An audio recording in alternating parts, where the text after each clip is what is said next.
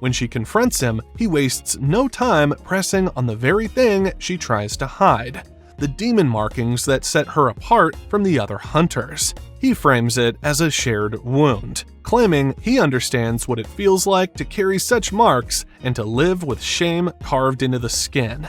He paints a picture of desperation, of starvation, and of a boy who could do nothing for the people he loved until Guima promised him a way out. What he does not tell her is the whole truth, that he abandoned his family. By lying about his past, Jinu presents himself as a victim of circumstance, someone cursed with pain she could relate to. It's manipulation at its most subtle. Rumi might still show some hostility, but you can tell she was starting to fall for him and his lies.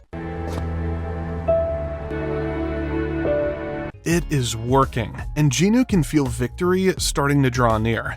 Soon, the memories would be gone, and he would finally be free.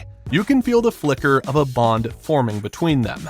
Then, a little girl gifts Jinu a painting that says, "Jinu, you have a beautiful soul." The word soul gnaws at him the most, especially because he is a demon who is heralding innocent souls to Guima. This is where things start to become even more complicated for him.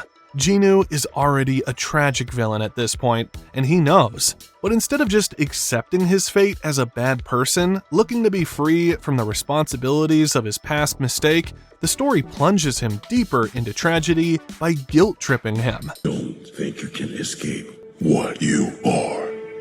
Because of this, Jinu betrays Rumi by exposing her secret on stage and finally admitting that he actually abandoned his family. Still, Rumi pleads with him to fight it, to believe that he's more than his demon side. But he refuses. When Guima unleashes his deadly beam at Rumi, Jinu steps in. He's just a man who's finally stopped running from his shame. He blocks the blast, knowing exactly what it will cost him. He apologizes to her and tells her that she has set him free. Then he gives her the only thing he has left. I give it to you. To be honest, this wasn't exactly a clean redemption, and neither does it erase what he's done, which is what makes it all the more tragic, because Jinu is a guy who wanted to feed his family, but ended up losing himself before spending 4 centuries trying to forget. And now he just gets to make one last choice, the one he couldn't make all those years ago. His misery is visible in small things, in the way he plays, and in the single line about what he wanted most.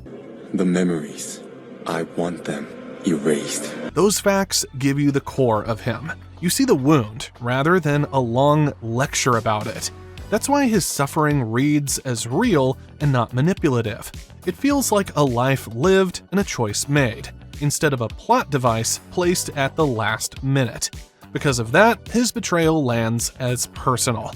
Dude walked away from people he loved to buy himself a life. And that particular kind of selfishness is more terrible than a monstrous rage. He dies admitting his wrongs and making a choice that costs him everything.